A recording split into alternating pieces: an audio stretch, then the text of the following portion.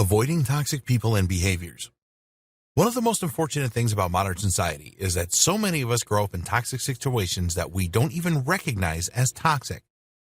They affect us in ways we may be blind to, and this can even cause us to perpetuate these situations in the future.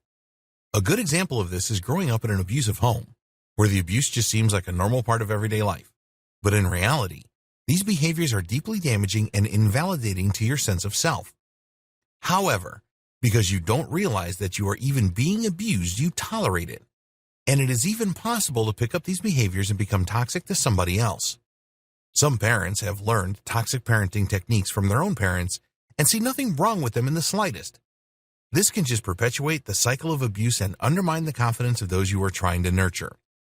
Toxic behaviors can be defined as behaviors that diminish others and undermine their sense of self-confidence or self-worth.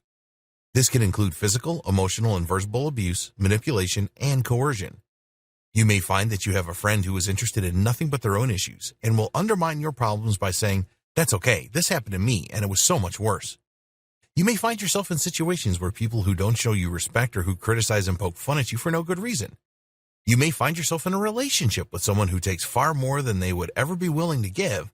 Then, when you act like they do, they get furious at you and call you selfish. These types of toxic behaviors are common, and whether we are used to them or not, they cause us stress. Stress is a funny thing. Even if we are experiencing it, we may not always recognize it or consider it a big deal. We may experience stress as stomach aches, headaches, or general anxiety when we are around someone else. Stress is not always a cut and dry thing to experience. Sometimes we become like frogs who sit in water as it slowly comes to a boil, not realizing the danger we are in until it is sadly too late. Sometimes our stress comes from being a toxic person who is driving other people away. It is very important to be honest with ourselves and to receive feedback from others when they are affected by our words or actions. If someone has told you that something you have done has hurt them, try not to be mad or to find a way to blame them for your behavior. Instead, take the time to think through the feedback and consider ways you could have dealt with the situation more calmly. And if you feel genuine remorse for the way you have hurt someone else, don't hesitate to apologize to them and let them know that you are reflecting on your behavior and trying to find a way to deal with their issue in a healthy way that may benefit the both of you. It can be easy to become defensive if you don't realize that you are affecting others in a negative way because of your own toxic traits. All of us have ways that we can improve, and to be truthful, it can be really difficult to accept negative feedback about ourselves without feeling emotional about it. We do not like to consider ourselves to be the types of people who might hurt someone else, even if that hurt inflicted isn't intentional. Sometimes we get angry at the wronged party for pointing out how they have been wronged instead of taking a step back to view ourselves objectively.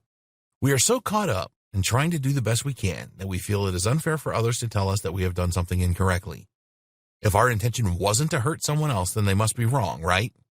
Wrong. We may just need to think harder about ourselves and the way we react to others. We may need to compare our behavior to the behavior of toxic influences in the past, so we are able to identify where someone else is coming from and why you may have acted in a harmful way toward them. If you fear you may have toxic behaviors, don't worry. You can train yourself out of them and learn to be better. It doesn't mean that you are a bad person.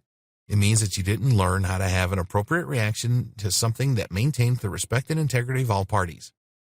Instead of getting defensive, get quiet. Listen to what others are saying about you and learn from it. And if you don't care to change your behavior, then don't. Just know that your behavior affects people and it will have consequences on those that you choose to deal with in the future. Prepare for that.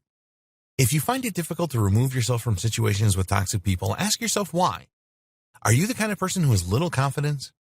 Is it difficult for you to even identify toxic behaviors? Why do you feel you need to hold on to the toxic situation in your life? Is there something tying you to it that you can't control? If so, is there some way to limit your exposure to the toxic person or situation?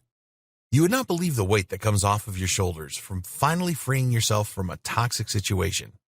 Everybody deserves that peace of mind, and you can have it too. You don't have any obligation to serve someone toxic. They will do everything in their power to make you feel that you do, but you don't. Don't let them manipulate you into believing that is the case.